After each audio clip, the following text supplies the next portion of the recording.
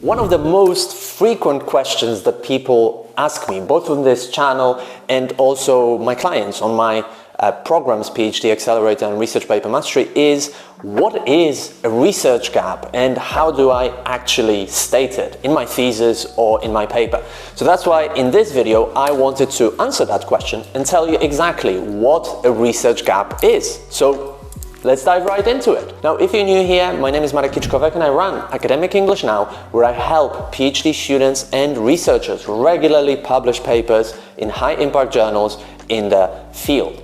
If you want to work with me more closely, then book a free one-to-one strategy session to see how and if we might be able to help you to regularly write research papers. With that said, what is a research gap? Well, a good analogy or a way of visualizing, thinking about a research gap is to just imagine, a field, a big field, with some trees growing on it, things like that, some grass, maybe some animals walking on it, right? And for the most part, the field is just very kind of even. But in some places, there might be little hills, right, on the field. Those hills are where a lot of research has been done, right? That's why the ground and the field kind of goes up and we have a little hill. There's a lot of research and a lot of studies, right? But in other places, there might be like small holes, right, in the field. And some of them will be very small, almost not visible at all.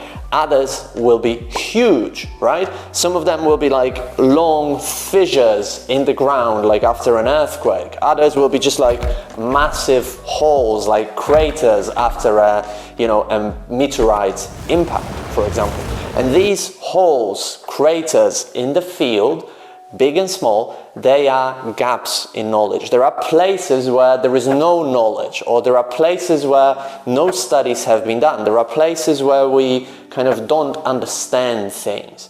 And what you want to do is find a hole like this, or find a fissure like this, and just continue digging into it and digging it and making it deeper and digging into it. That's a research gap. You've got your field, right, with hills on it. That's where people have produced a lot of knowledge, right? In other places there's some knowledge, it's just flat, and in other places there's no knowledge, right? And there are holes. And what you want to do is choose as big and as deep a hole as possible, because the bigger the hole is and the deeper it is, the less knowledge available there is, which means it's great news for you because you can fill that hole with your paper. So you can think about it, if we continue with that analogy, is that you're basically, you will be taking ground, right? And then you'll be just like filling the hole with shovels and shovels of ground, which are your studies and your papers, right? So this is an analogy and I hope it helps you visualize what a research gap is. Now, in more practical terms, there are basically 4 types of a research gap. One of them is lack or insufficient research. What this means is that not enough studies have been done on a particular topic, on a particular group of people or material, in a particular region of the world, for example, or maybe using a particular methodology. So that's why it makes sense to continue investigating that particular area, topic, because there is not enough research. We've got a hole because there is not enough research, right? So that's one thing. Now, another thing, a second type of a research gap, is also a lack of understanding in your field. Well, what does that mean? Well, a lot of research around this hole has been done, right? But the problem is that we don't know what's going on still, because the results of all these different studies are contradictory, for example, or they are very different. Some results show that the treatment works and have significantly positive results. Others show that the treatment doesn't work at all and produces negative results. Yet other studies show no significant results of the treatment at all. So we kind of still don't know what's going on, right? So it maybe makes sense to dig deeper into that hole and see what's going on and try to sort out this controversy or lack of understanding in your field, right? Now, another type of research gap is limitations of previous studies, right?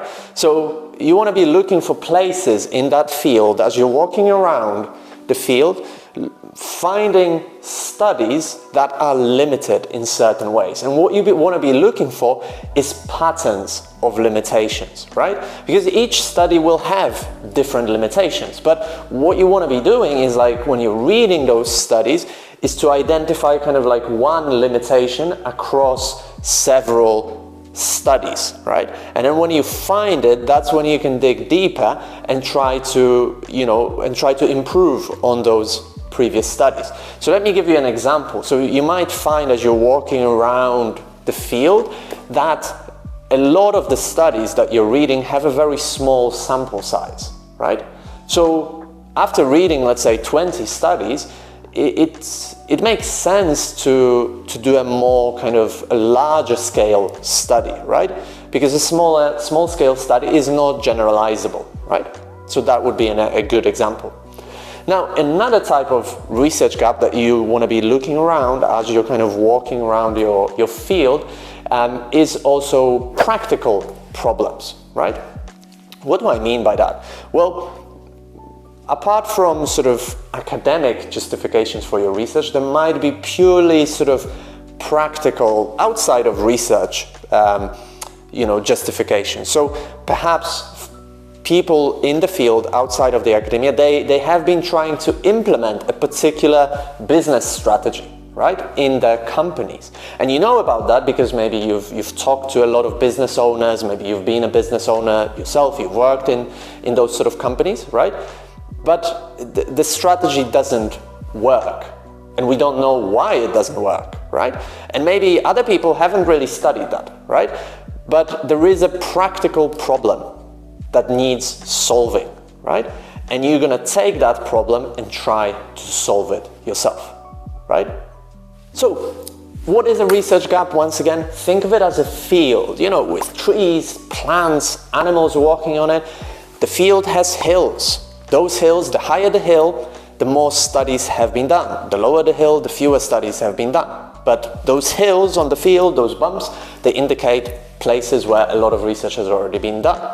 Now, on the other hand, there will be holes in the field. Some of them will be small, others will be huge, like craters.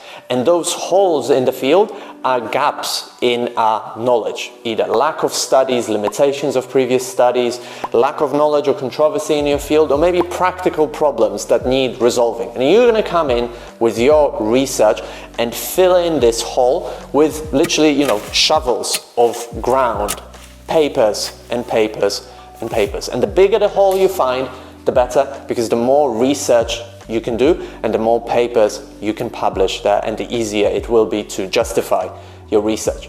Now, if you enjoyed this video, don't forget to hit the like and the subscribe button so you don't miss future videos. And if you want to work with me more personally to regularly publish research papers in top journals, then schedule a free one-to-one consultation.